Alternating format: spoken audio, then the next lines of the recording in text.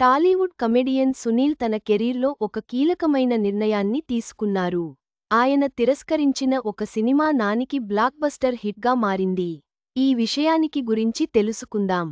సునీల్ టాలీవుడ్లోకి కమెడియన్గా అడుగుపెట్టారు.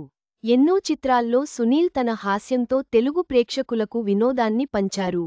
ఒక దశలో సునీల్ టాలీవుడ్లో బ్రహ్మానందం, అలీ లాంటి అగ్ర కమెడియన్లకు పోటీ ఇచ్చే స్థాయికి ఎదిగారు. ముఖ్యంగా అప్పట్లో సునీల్ కామెడీ టైమింగ్ యువతను విపరీతంగా ఆకట్టుకునేది.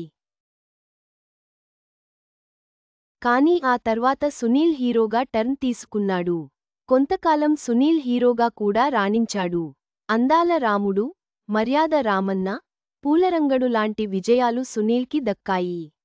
దీంతో సునీల్ కామెడీని పక్కన పెట్టి పూర్తి స్థాయిలో హీరోగా మాత్రమే కొనసాగాలని నిర్ణయించుకున్నాడు. అయితే ఆ సమయంలో సునీల్ తీసుకున్న కొన్ని నిర్ణయాలు అతడి కెరీర్ని దెబ్బతీశాయి. అందుకే సునీల్ ఎక్కువ కాలం హీరోగా రాణించలేకపోయారు. సునీల్ హీరోగా చేసిన చిత్రాలు వరుసగా డిజాస్టర్ అవుతూ రావడంతో తిరిగి మళ్లీ కామెడీ రోల్స్, క్యారెక్టర్ రోల్స్ చేయడం ప్రారంభించారు. హీరోగా సునీల్ చాలా మిస్టేక్స్ చేశారు అని ఇండస్ట్రీలో ప్రచారం ఉంది. సునీల్ హీరోగా ఒక గోల్డెన్ ఛాన్స్ని మిస్ చేసుకున్నాడు. ఆ చిత్రం కనుక సునీల్ చేసి ఉంటే అతడి కెరీర్ నెక్స్ట్ లెవెల్కి వెళ్లి ఉండేదని చెప్పడంలో సందేహం లేదు.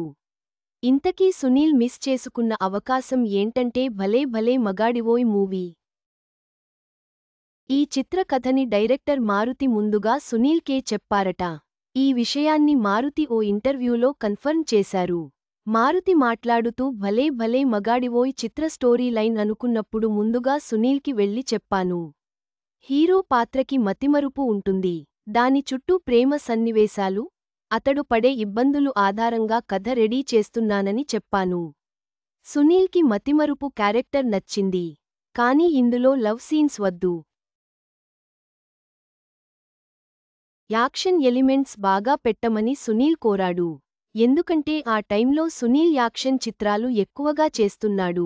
ఆడియన్స్లో యాక్షన్ ఇమేజ్ పెంచుకోవాలనేది సునీల్ కోరిక. కానీ భలే భలే మగాడివోయ్ లాంటి చిత్రంలో యాక్షన్స్ సన్నివేశాలు ఉండడం కరెక్ట్ కాదు అనిపించింది. అందుకే సునీల్తో వద్దని ఈ కథని నానికి చెప్పినట్లు డైరెక్టర్ మారుతి తెలిపారు. భలే భలే మగాడివోయ్ చిత్రం సూపర్ హిట్గా నిలిచింది. నాని కెరీర్లో బెస్ట్ మూవీస్లో ఇది కూడా ఒకటి. ఇలాంటి చిత్రాన్ని సునీల్ మిస్ చేసుకోవడం అతడు చేసిన బిగ్ మిస్టేక్ అనే చెప్పాలి.